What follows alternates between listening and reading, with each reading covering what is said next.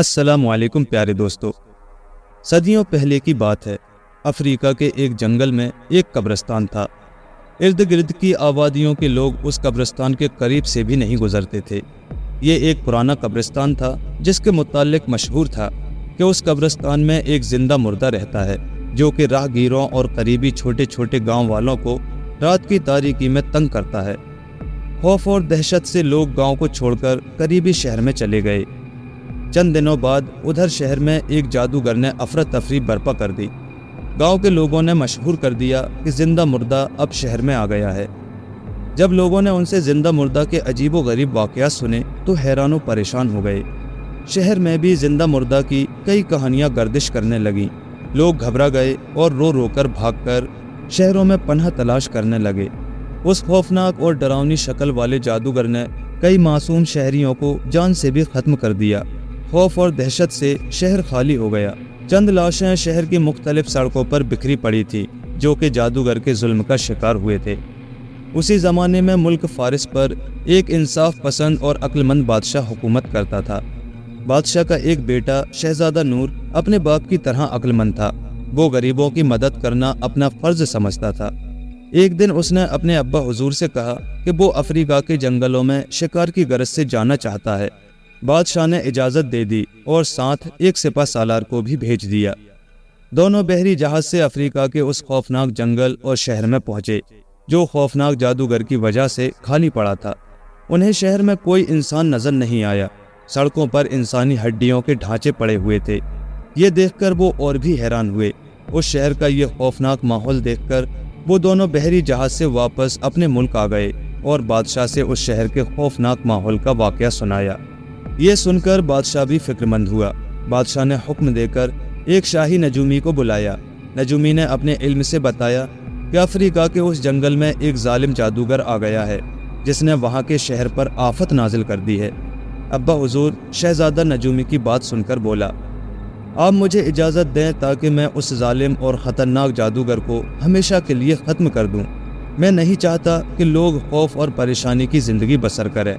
بیٹے، بادشاہ نے کہا، اگر تمہیں کچھ ہو گیا تو جانتے ہو میرا کیا ہوگا؟ تم اس تخت کے وارث ہو اور اب میں بوڑھا بھی ہو چکا ہوں۔ ابا، شہزادہ بولا، یہ ایک نیکی ہوگی، انسانی خدمت ہوگی۔ مخلوق خوش ہوگی تو خدا بھی خوش ہوگا۔ ہمت کر کے بادشاہ نے شہزادے کو جانے کی اجازت دے دی۔ نجومی نے شہزادے سے کہا کہ وہ مہم پر جانے سے پہلے اس سے ضرور مل لے۔ ابا حضور، شہزادے نے بادشاہ سے کہا، آپ میری فکر نہ کریں بلکہ ان لوگوں کی فکر کریں جو اس مصیبت میں گرفتار ہیں۔ آپ صرف میری کامیابی کے لیے دعا کریں۔ خدا تمہارا حامی و ناصر ہو، بادشاہ نے کہا۔ آمین، شہزادہ بولا۔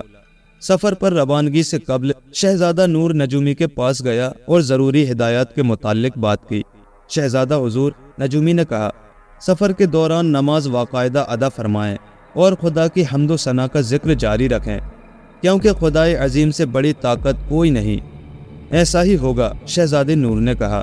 نجومی نے کہا، جادوگر کے پاس جانے سے پہلے تمہاری ملاقات ایک بزرگ سے ہوگی، وہی تمہیں باقی ہدایت دیں گے۔ شہزادہ نور نے بادشاہ سلامت کی اجازت سے چند جاں نثار ساتھیوں کو ساتھ لیا اور سفر پر روانہ ہو گیا۔ بحری جہاز کی مدد سے شہزادہ اور اس کے ساتھی ایک دن رات کی تاریکی میں افریقہ کے ایک جنگل میں پہنچے۔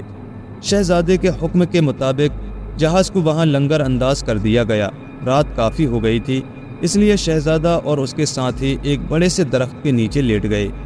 اچانک زندہ مردہ وہاں پہنچ گیا۔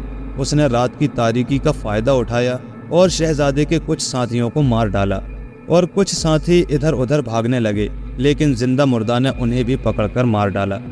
اب شہزادہ تنہا رہ گیا، لیکن اس نے ہمت نہ ہاری۔ صبح کی روشنی نکلتے ہی وہ اکیلا سفر پر روانہ ہو گیا۔ وہ جس غرض سے نکلا تھا وہ ہر حالت میں پورا کرنا تھا۔ وہ بھٹکتا ہوا ایک جنگل میں پہنچا۔ وہ تھک کر ایک درخت کے نیچے بیٹھ گیا۔ اس نے دیکھا ایک بزرگ اس کی طرف چلے آ رہے ہیں۔ اسے نجومی کی بات یاد آ گئی۔ بزرگ نے شہزادے کو پینے کے لیے پانی دیا۔ شہزادے نے پانی پی لیا اور کہا، بابا، آپ تو بڑے مہربان آدمی ہیں۔ بزرگ نے کہا، تم ایک با ہمت انسان ہو۔ تمہارا باپ تمہاری کامیابی کے لیے بہت دعائیں مانگ رہا ہے۔ ہمت اور محنت انسان کو منزل تک پہنچا دیتی ہے۔ کیا آپ وہی ہیں جن کے متعلق نجومی نے مجھ سے کہا تھا؟ ہاں میں وہی ہوں، بزرگ نے کہا۔ کچھ دیر شہزادہ اور بزرگ باتیں کرتے رہے، پھر بزرگ نے شہزادے کو کچھ کھانے کو دیا۔ شہزادے نے خوب جی بھر کر کھانا کھایا۔ اسے سفر کے دوران پہلی مرتبہ اتنا اچھا اور لذیذ کھانا ملا تھا۔ کھانے سے فارغ ہونے کے بعد شہزادے نے بزرگ سے کہا، آپ ہی میری مدد فرمائیں، کیونکہ آپ کے مشورے کے بغیر میں افریقہ کے پریشان حال لوگوں کی مدد نہیں کر سکوں گا۔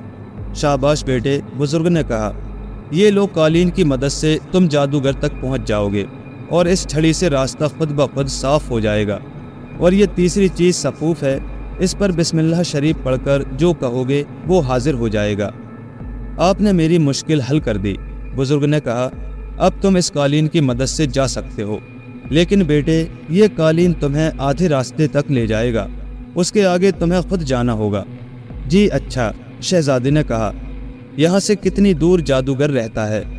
یہاں سے شمال کی طرف 500 میل کے فاصلے پر ایک پہاڑ کے اندر ایک غار ہے، اس میں جادوگر رہتا ہے۔ اب شہزادہ نور قالین زمین پر رکھ کر اس پر بیٹھ گیا اور سفر پر روانہ ہو گیا۔ جب قالین نے آدھا راستہ طے کر لیا تو خود ہی خود زمین پر اتر گیا۔ جب شہزادہ قالین سے نیچے اترا تو قالین فوراً غائب ہو گیا۔ شہزادے نے ڈبی میں سے صفوف نکالا اور کہا، مجھے گھوڑا چاہیے۔ فوراً ایک اعلیٰ نسل کا گھوڑا حاضر ہو گیا۔ شہزادہ اس پر بیٹھ کر جادوگر کی طرف چل پڑا۔ قریب ہی ایک بیٹھے ہوئے الو نے اسے جادوگر کے قریب جاتے دیکھا تو فوراً اڑ کر جادوگر کے پاس گیا اور شہزادے کے بارے میں بتایا۔ جادوگر نے فوراً ایک فوج بنائی اور حکم دیا کہ اس شہزادے کو یہاں پہنچنے سے پہلے ہی ختم کر دو۔ فوج شہزادے کی طرف بڑھی۔ جب شہزادے نے فوج کو اپنی طرف آتے دیکھا تو سمجھ گیا۔ اس نے فوراً ڈبی میں سے تھوڑا سا صفوف نکالا اور اسے پھینک کر کہا، ایک فوج ہو جائے۔ دیکھتے ہی دیکھتے ایک فوج تیار ہو گئی اور دونوں فوجوں کے درمیان جنگ چھڑ گئی۔ شہزادہ ایک طرف ہو گیا، خوب لڑائی ہوئی، آخر کار جادوگر کی فوج ماری گئی۔ جادوگر بہت حیران ہوا، پھر اس نے اپنے جادو کے زور سے ایک بہت بڑا پہاڑ اٹھا کر شہزادے کی طرف پھینکا۔ شہزادے نے بزرگ کی دی ہوئی چھڑی کی نوک اس پہاڑ کی طرف کر دی۔ پہاڑ فوراً غائب ہو گیا۔ اب جادوگر نے ایک بہت بڑا سانپ شہزادے کے راستے میں کھڑا کر دیا۔ لو، شہزادے نے فوراً چھڑی کی نوک سانپ کی طرف کر دی تو وہ بھی غائب ہو گیا۔ اب جادوگر نے آسمانی چڑیلیں اور بلائیں شہزادے کی طرف بھیجی تاکہ وہ شہزادے کو نیست و نابود کر دے۔ تو جلد ہی شہزادے نے آسمان کی طرف صفوف پھینکا اور کہا، آسمانی چڑیلیں اور بلائیں بن جائیں۔ اچانک بہت سی بلائیں اور چڑیلیں بن گئیں۔ اسی طرح چڑیلوں میں بھی جنگ ہوئی۔ چند لمحوں بعد جادوگر والی تمام چڑیلیں ہلاک ہو گئیں۔ اب تو جادوگر کو شہزادے پر بہت غصہ آیا۔ اس نے آگ کا گولا شہزادے کی طرف پھینکا۔ آگ کی سرخی کی روشنی کی وجہ سے آسمان کا رنگ بھی سرخ ہو گیا۔ آگ کا گولا شہزادے کے قریب آ کر گرا اور چاروں طرف آگ پھیل گئی۔ شہزادے نے ڈبی میں سے تھوڑا سا صفوف نکالا اور آگ پر پھینک کر کہا، پانی بن جا۔ ہر طرف پانی پھیل گیا اور آگ بجھ گئی۔ اب شہزادہ جادوگر کی طرف بڑھنے لگا تو مردوں کی ایک ٹولی نے اس کا راستہ روک لیا۔ وہ مردوں کا مقابلہ کرتا رہا اور تمام کو ختم کر ڈالا۔ اب وہ آگے بڑھا، پہاڑ کے قریب پہنچ کر اس نے ایک غار دیکھا اور وہ اس میں داخل ہو گیا۔ اندر اندھیرا ہی اندھیرا تھا۔ شہزادہ آہستہ آہستہ چلتا ہوا اندر بڑھتا رہا۔ وہ ایک روشنی کے پاس پہنچ گیا۔ شہزادہ ایک کمرے میں داخل ہوا۔ بڑے زور سے دروازہ بند ہو گیا اور جادوگر نے زوردار قہقہا لگایا اور کہا، اب تم اس کمرے سے باہر کبھی نہیں نکل سکتے۔ اب شہزادہ بہت پریشان ہوا۔ جادوگر نے اسے ایک کمرے میں قید کر دیا تھا۔ یہ ایک بہت بڑا کمرہ تھا۔ وہاں شہزادے کو ایک بہت بڑا پنجرہ نظر آیا جس میں ایک خوبصورت شہزادی قید تھی اور وہ بت بنی ہوئی تھی۔ شہزادہ نور نے چھڑی کی نوک لڑکی کے جسم سے لگائی تو وہ اپنی اصل حالت میں آ گئی۔ اس لڑکی نے بتایا کہ میں ملک ایران کی شہزادی ہوں، میرا نام شہزادی گل ہے۔ اس جادوگر نے 3 سال سے مجھے قید کر رکھا ہے۔ شہزادے نے پورے کمرے کا جائزہ لیا۔ اچانک شہزادے کو چھت میں ایک سوراخ نظر آیا۔ جب شہزادہ نور نے اس میں چھڑی کی نوک ڈالی تو سوراخ بڑا ہو گیا اور یہ دونوں سوراخ کے ذریعے باہر نکل آئے۔ جب وہ دونوں غار سے باہر آئے تو جادوگر ان کے سامنے کھڑا تھا۔ وہ غصے میں شہزادے کی طرف بڑھا۔ اس نے منہ میں کچھ پڑھا اور شہزادے کی طرف پھونک ماری۔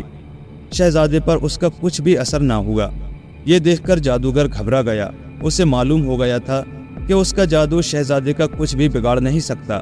شہزادے نے جادوگر کی گھبراہٹ سے فائدہ اٹھا کر اپنی تلوار کی مدد سے اس کا سر تن سے جدا کر دیا۔ جادوگر تڑپ تڑپ کر مر گیا۔ شہزادے نے ڈبی سے تھوڑا سا سفوف نکال کر جادوگر کی لاش پر ڈالا۔ ایک زوردار دھماکے کے ساتھ جادوگر کی لاش غائب ہو گئی۔ یہ دیکھ کر شہزادہ اور شہزادی بہت خوش ہوئے۔ اچانک وہی بزرگ آئے اور کہا، شاباش بیٹے، جادوگر کو ختم کر کے تم نے شہزادی کو بھی آزاد کر دیا اور بہت سے لوگوں کی پریشانیاں بھی دور کر دی ہیں۔ اب تم اس قبرستان جاؤ جہاں زندہ مردہ رہتا ہے، بلکہ اب وہ زندہ مردہ نہیں بلکہ ایک نوجوان لڑکا ہے، تم اس کی مدد کرو۔ یہ کہہ کر بزرگ غائب ہو گئے۔ شہزادہ اور شہزادی اس قبرستان میں پہنچے۔ ایک قبر میں سے انہیں آواز آئی۔ شہزادے نے وہ قبر کھودی تو اس میں سے ایک نوجوان لڑکا نکلا۔ اس نے شہزادے نور کا شکریہ ادا کیا اور کہا، میں آپ کی بہادری اور ہمت کی داد دیتا ہوں۔ آپ نے صرف مجھے ہی نہیں اس جادوگر کی قید سے آزاد کروایا بلکہ افریقہ کے ایک شہر کے لوگوں کو بھی اس ظالم جادوگر کے ظلم سے نجات دلائی۔ شہزادہ نور، شہزادی گل اور وہ نوجوان لڑکا افریقہ کے اس شہر میں گئے جو ظالم جادوگر کے طلسم کا نشانہ بنا تھا۔ اس شہر کے لوگوں نے شہزادے کا بہت بہت شکریہ ادا کیا، جس کی بدولت انہیں دوبارہ اپنے شہر جانا نصیب ہوا۔ ایک آدمی کے کہنے پر شہزادے نے بتایا کہ وہ شہزادہ نور اور اس کے ہمراہ شہزادی گل اور نوجوان لڑکا ہے جس کو جادوگر نے زندہ مردہ بنا دیا تھا۔ تمام لوگوں نے شہزادے کا شکریہ ادا کیا۔ اس طرح شہر میں دوبارہ چہل پہل شروع ہو گئی۔ شہزادہ نور شہزادی گل کو لے کر ایران پہنچا۔ ملک ایران کا بادشاہ شہزادی کو دیکھ کر بہت خوش ہوا اور اس طرح شاہی ایران نے شہزادی گل کی شادی شہزادہ نور سے کر دی۔ شہزادہ شہزادی گل کو لے کر ملک فارس آیا تو بادشاہ اپنے بیٹے کو دیکھ کر بہت خوش ہوا۔ شہزادے نے بادشاہ کو اپنی داستان سنائی، شہزادی گل کے بارے میں بھی بتایا۔ بادشاہ نے شہزادی گل کو اپنے سینے سے لگا لیا اور دونوں کو دعائیں دیں۔